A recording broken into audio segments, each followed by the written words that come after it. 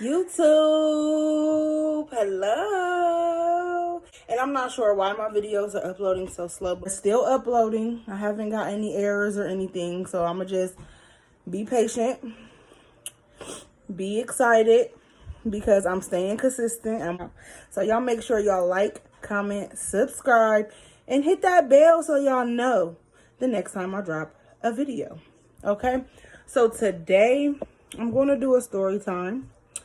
You guys don't know. I mean, you guys know that I have 2 living children, ages 1 and 2. And I have 3 angel babies. One was a miscarriage at 5 weeks, and my 2 oldest boys, I lost them in different years. I lost them in the 2nd trimester of my pregnancy, just when I thought everything was going great. So yeah, let's get into the video.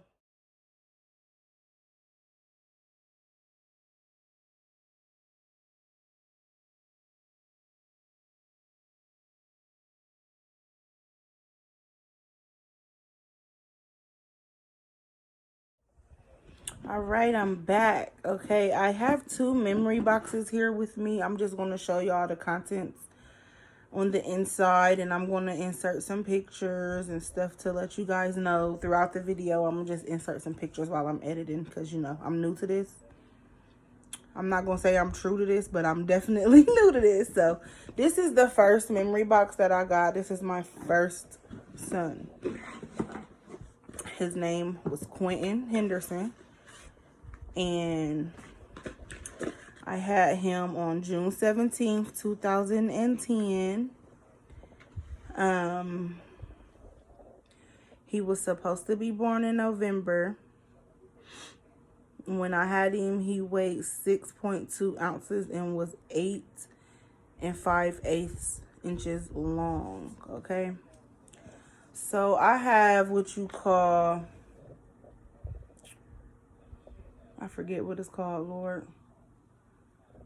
It's a medical condition, and it's when my cervix open. Incompetent cervix, that's what I have. An incompetent cervix, so when my babies get a certain weight, my cervix opens. And that just, my body goes into labor, basically. But the first time it happened, I was in my 2nd trimester. Everything was going great. For some reason, I always bleed in my 1st trimester with all of my kids, even the ones that's here with me. And that's just, I guess, something that's normal for me to do. But, you know, my first pregnancy, I didn't know what was going on. I used to go to the hospital all the time, and they used to just basically make me feel stupid for coming for nothing, basically. They was making me feel like I was there for nothing. And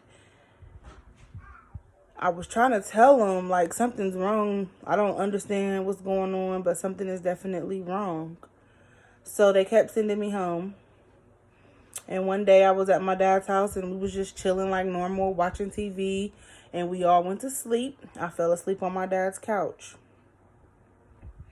And when I woke up, I sat up and I felt a pop. And then I had water. Like, I thought I was peeing on myself, but it wouldn't stop. So, I feel like I'm about to get emotional.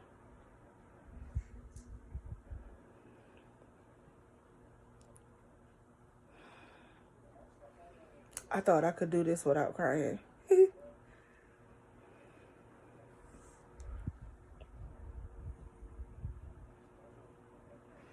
Okay. Okay, I felt the pop, and I immediately went to the bathroom. And I wiped. It wasn't no blood, but I felt something hanging. I didn't know what it was. So I looked, and it kind of looked like just like white tissue just hanging.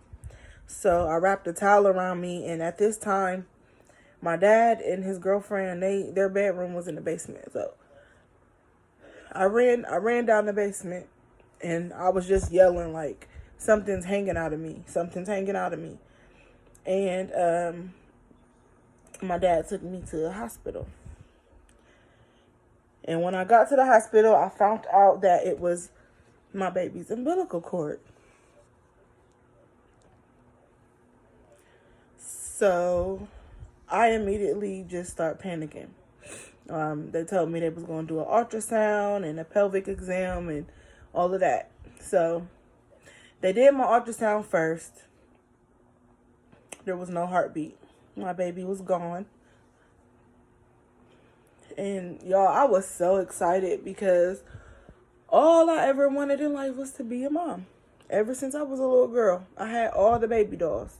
I used to watch all the kids and all of that. I have tons of God kids because, you know, people know my story and they like,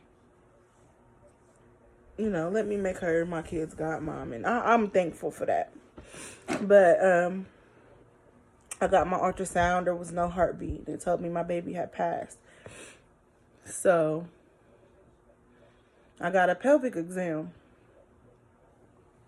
I was expelling a lot of tissue and they told me my cervix was open.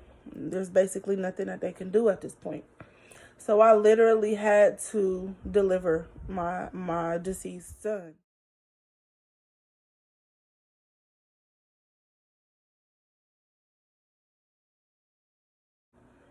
And at this time, I didn't even know, to be honest, I didn't even know if I was having a boy or a girl.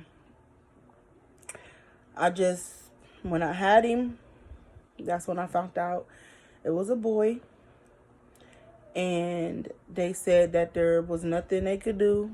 He was too small for the tubes or whatever to go in his nose or down his throat or whatever. And he was already gone when he was born. So I really didn't get no time with this baby.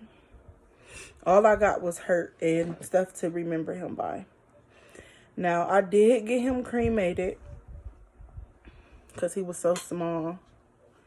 And this right here is what his urn was in.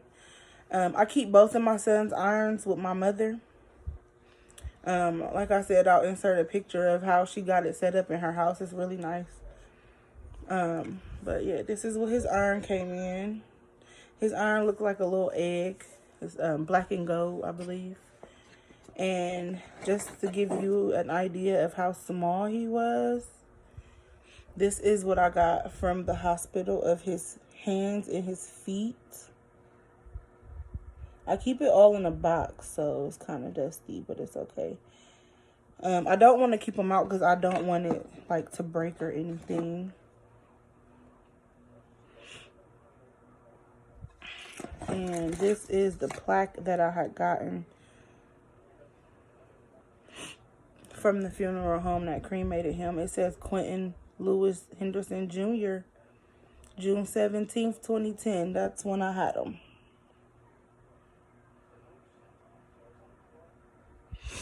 I call him Baby Q.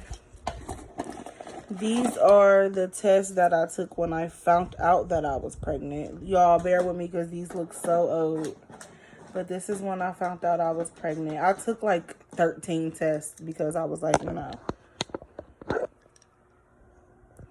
Yep, those are the pregnancy tests. He would be 10 or 11 right now. And here's the little wristbands he never got to wear. And here's my wristbands from the hospital. What else is in here? They label him as a stillborn. So, yeah. I have a couple of ultrasound. I think I have an ultrasound picture. This is an ultrasound picture of early on in my pregnancy. This is the baby. Yeah, back then they wasn't giving out any ultrasound pictures, but I got a couple of pictures of my baby. Trigger warning: if you don't want to see pictures of a deceased child, you can click off of my video. But this is me being transparent, and that's what I want to be for my viewers. I don't want to hide anything. Look, this is his little hands and his feet. I actually used his feet to get a tattoo on my leg, and they just blew his feet up. So the tattoo on my leg is actually really his feet.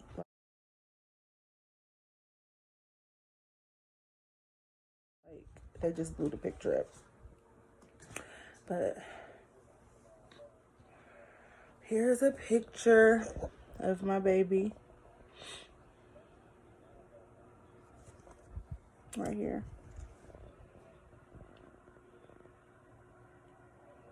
I don't know if you guys can see, but that's baby Quentin. I actually had to deliver my child. They gave me medicine in an IV to induce my labor, and I literally had to push him out and everything. That's his little feet. And this is like the hardest thing I ever had to deal with in my life. I went into such a big state of depression. I just wasn't me for a very, very long time. So yeah.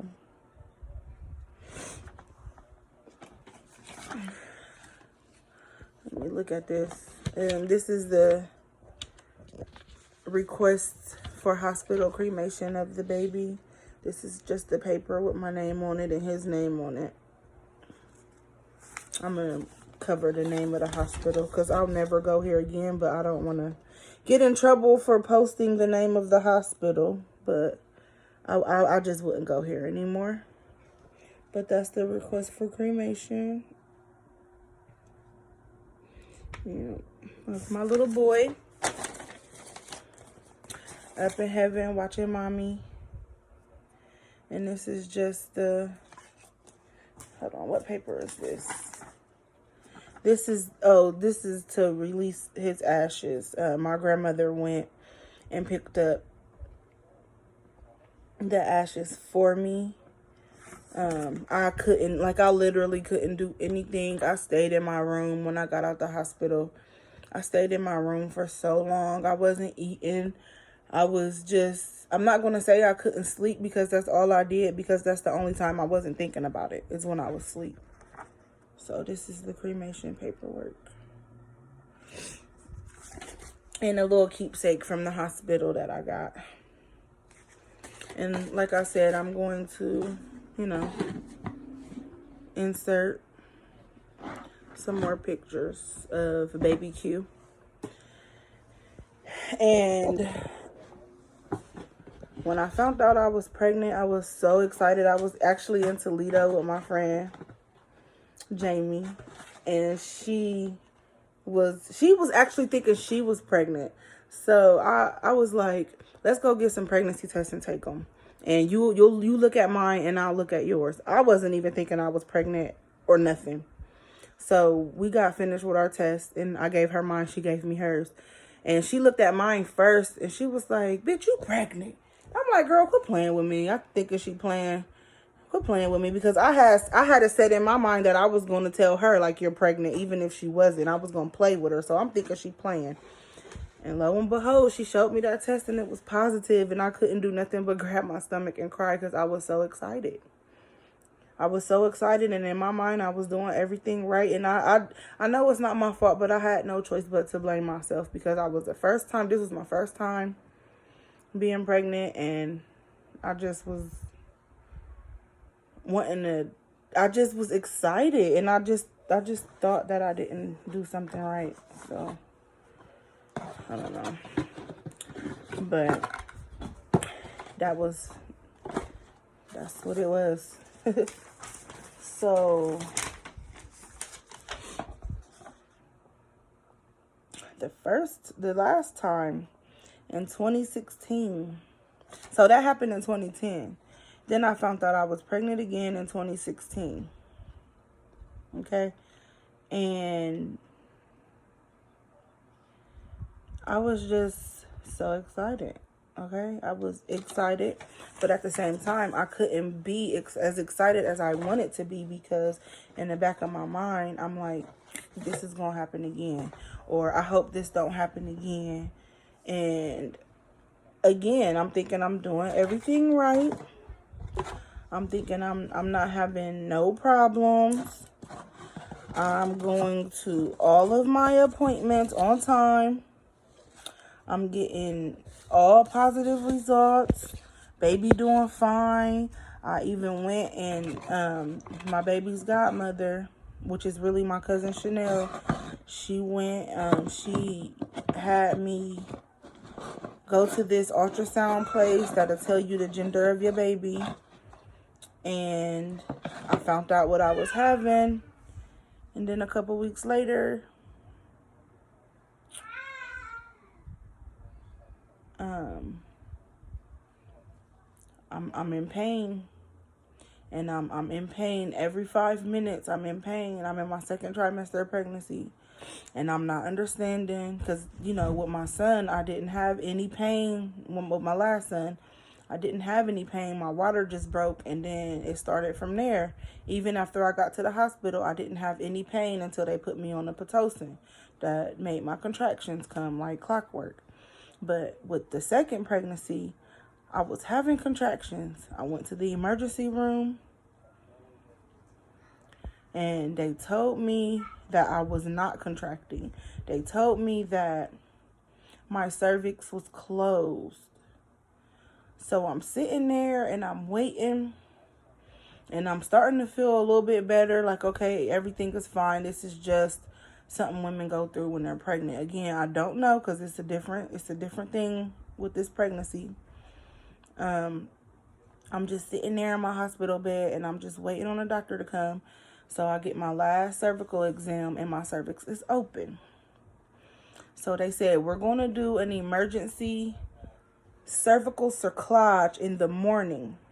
A cervical cerclage is when they put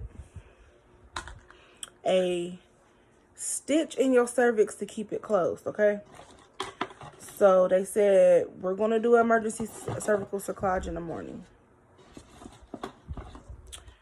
In the middle of the night, I go to the bathroom and I go use the bathroom, and I never stop using the bathroom. My water broke. My mom was in there with me, and all I could hear is her, because she can hear me using the restroom, but it was a big splash, and she was like, oh my God, your water broke, didn't it? And I'm like, yes, and I just start crying.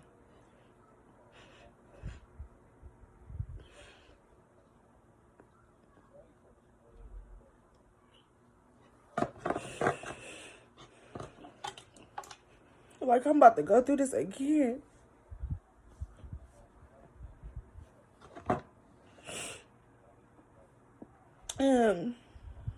In that moment, I was like, forget it. I'm cool with my god kids. I'm okay. Like, I just want to get this over with and go home.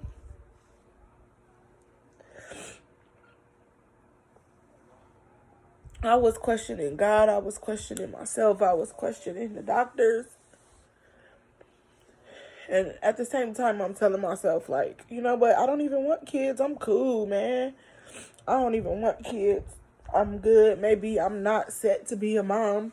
Maybe that's just not in the books for me. So,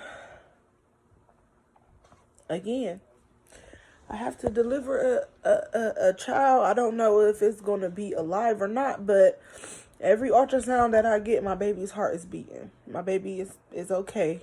So, I already know when I deliver him, he's not going to be okay, because they told me before they don't have the tools to keep a baby alive, so that's so small. So,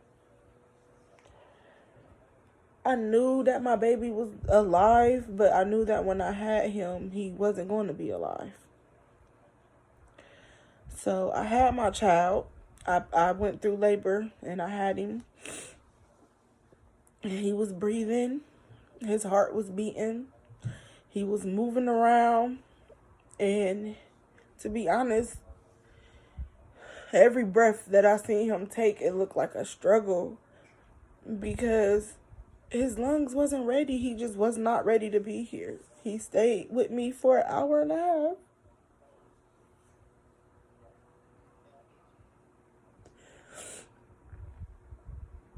I had him the whole time, okay? I bathed him and everything. They gave me this little tub and a little box, like a bathtub, to put him in so I can bathe him. And I used this seashell that they gave me, and I put water in it, and I had a rag, and I was just pouring the water on him out of this and taking the rag and washing him up. I got him dressed. They gave me this little bitty hat for him. I never washed it or anything. And they gave me a blanket, and they gave me this little thing to put on him. He was in this. I actually have a picture of him inside of this. And here's his little blanket. They actually gave me a bigger hat too, but of course it didn't work. And he had this little thing too that he was in. And here's a picture of my dad holding him. This is my second baby.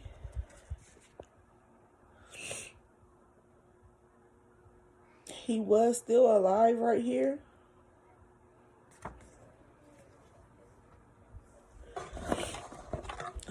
I had him on June 15th, which is crazy. Well, this is June 2015, I'm sorry. And this is his little bracelets that he never got to wear.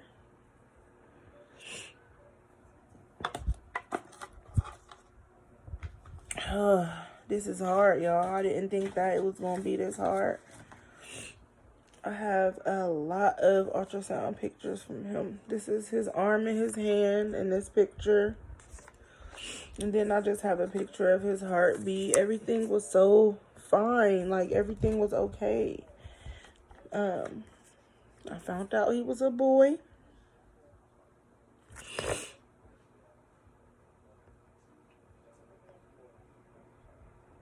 I'm sorry. I had him June 15th, 2016. I found out he was a boy on June 3rd, 2016. So shortly after I got these ultrasounds done, a boy, I lost him. Look at my baby, y'all.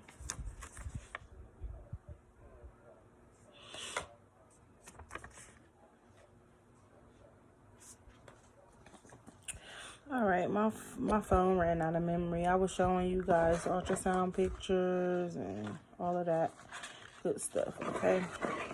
I made a memory rock for baby AJ. That's the baby I was showing you guys. So I have baby Quentin and baby AJ, Alfred Jr. And it says 6/15/16, and it says fly high. I also made a picture of, a rock for baby Q as well. But I put the wrong date on there. When I tell y'all my mind was gone, my mind was gone. So I put the wrong year on baby Q's rock, but I'll show you guys his rock. I also had baby AJ cremated as well. But here is Quentin's rock. It's supposed to say 6/17/10 instead of 11, and it also says fly high. And I had these in my window at my old apartment, but I put them back in the memory box when I moved, and I never took them back out. So yeah, I have a lot of memories of my sons. Like I said before, I'll insert pictures. In between those two pregnancies, I had got pregnant again, and I only stayed pregnant for 5 weeks. I went to the restroom, and I went to go use the restroom, and baby just fell out. Incompetent cervix. That's exactly what it is. I didn't really have an attachment with the baby that, I was pregnant with for 5 weeks, like I did with my sons. And actually, fun fact, my sons had the same due date. And one passed on June 17th of 2010, and the other passed on June 15th, 2016. So yeah, I just felt like that was weird. Like, it's just something that is hard for me to deal with. I went through a deep depression, and I was doing things that I normally would not do just because I was trying to fight the feeling. I didn't want to feel the way I felt anymore. I didn't want to talk to many people. I stayed in an abusive relationship for forever just to have another pain, basically, to feel instead of feeling the pain of losing my first son. I should have just got out of there. Drugs, alcohol, all of that makes me stronger today because I'm no longer in depression. Of course I cry because I lost my kids, and that's a part of me. But as far as drugs and alcohol and stuff like that, I'm not doing that. I gotta be a mom to the 2 that I got, and they need me to be 100%. So fast forward, 2017, I believe, the end of 2017, I found out I'm pregnant. And I'm like, what the heck? Actually, the beginning of 2018, I found out I'm pregnant. And I'm like, wow. I'm excited, but I'm not excited. Like, I'm totally scared out of my mind because I don't know what's going on. So I go to a different doctor, and I'm so glad I went there. You're excited? Good, because I'm talking about you. So I had a doctor that wanted to try to do a cervical cerclage where they put a stitch in my cervix so it won't be able to open if the baby gets big.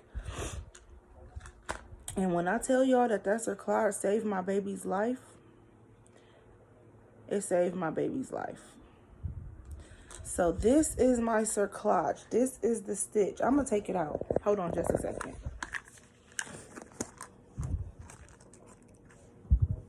This is the stitch that was in my cervix. I had this placed in my cervix with my son and with my daughter, and I got it taken out at 36 weeks.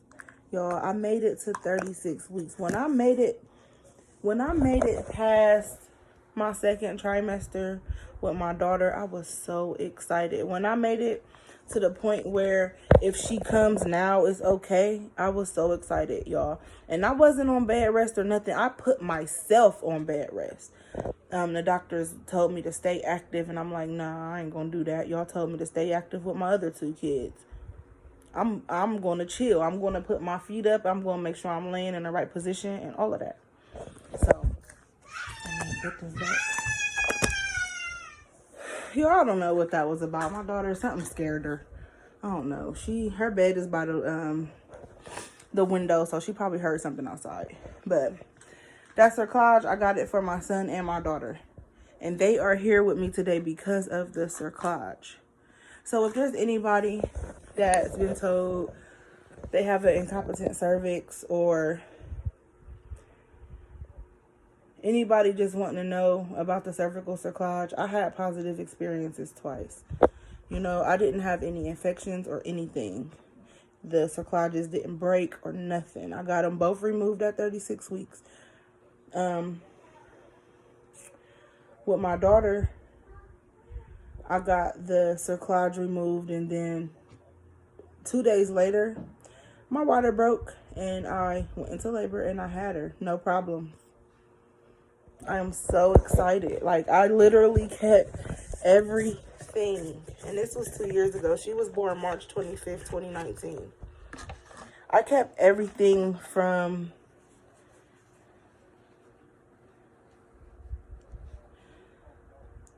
the clamp from her belly button or her umbilical cord. I keep that wrapped up in a little napkin from the hospital. Y'all, I have her actual umbilical cord that fell off.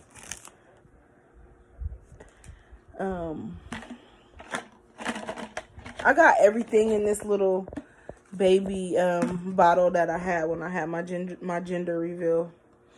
I was so excited to be having a little girl, like a little mini me. I literally have everything, you guys. Look at this. This is her. Oh, well, this isn't hers. Sorry. This is mine. But I got this in memory of her. Not in memory like a bad thing, but it's a pink jewel in here. And I got that, you know, for a girl, basically. I got that for that reason. I don't even wear that anymore. I got, y'all, I even got her blood pressure cuff from the hospital. I got my son's too.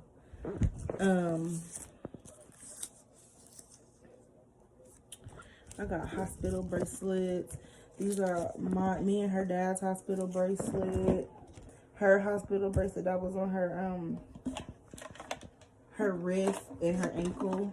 I got her crib card. I got my son's crib card too. It's just, I was so excited to finally become a mom, you know. And my daughter, she was playing, of course. You know what? And it's crazy because before I found out I was pregnant with her the night before, I sat on the edge of my bed and I prayed for twins. I said, God, I know that I told you that I didn't want to be a mother anymore because of all the pain that I was going through losing my sons. But if you're going to bless me with a child, please let it be twins. And when I tell you I woke up the next morning and took a pregnancy test and that thing came back positive, y'all, I was excited, but I wasn't because I didn't want to give my hopes up. You know, so when I finally made it to get my cervical cerclage, I was so excited. Like, okay, this is going to work. My baby is going to make it. And she did. She's 2 years old right now. Okay, and then 2019, the end of 2019, my daughter was only 10 months and I found out I was pregnant with her brother. And this time I was really excited, but I was scared at the same time because me and my son's dad is just like this. Like, I knew that I was going to be kind of by myself in raising him, but that's for another story.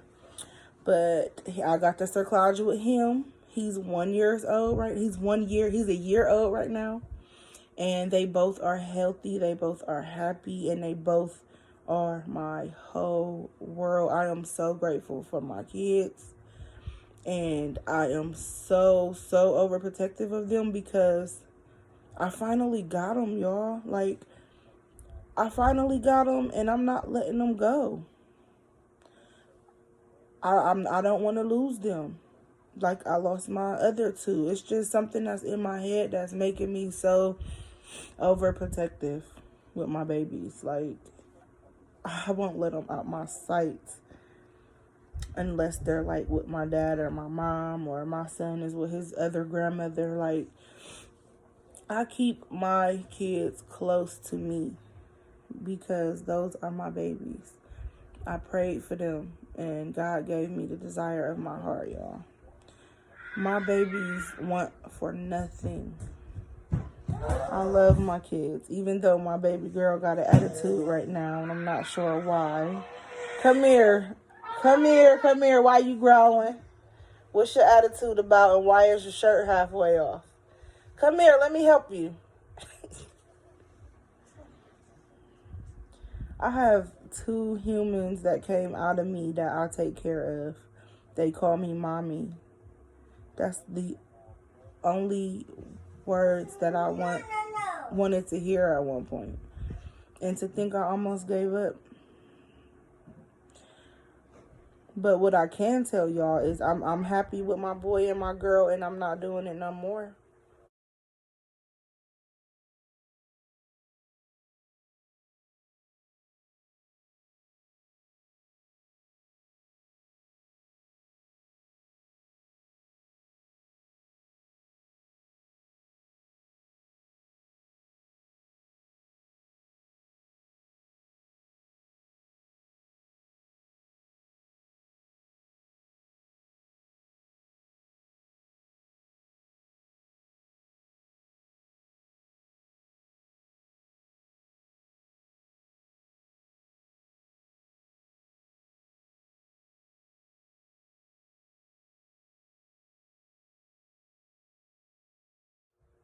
I'm not doing it no more, because when I lost them kids, it put me down in the biggest depression ever. And I'm not doing it no more. I'm going to just take care of the 2 that I got.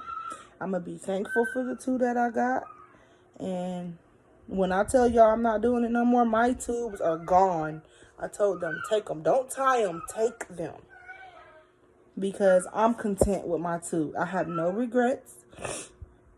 I know that my kids got 2 brothers up there in heaven that's watching down on them. I know they watching mommy too.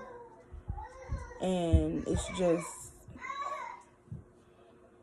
so real feeling. You know, so my message to people that's going through what I went through, don't give up. Don't beat yourself up. Don't get down on yourself. Keep trying, keep pushing, and just do what you gotta do, okay? I want to thank y'all so much for listening to my story. I want to thank y'all for tuning in. Make sure y'all hit the like button. Make sure y'all subscribe. Make sure y'all comment and share. And hit that bell so y'all know the next time I drop a video. And thank you for bearing with me, because I was trying so hard not to cry, but it is what it is. It's a sensitive subject.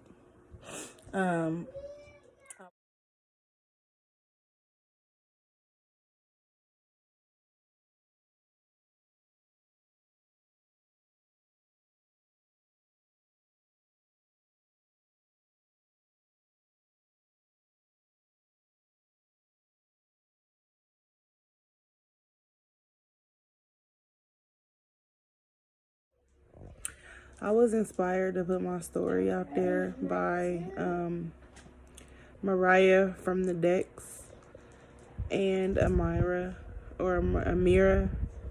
from Chasing Butterflies, you guys. So go subscribe to their channels, Chasing Butterflies and the Decks. I've been following their journeys, good and bad.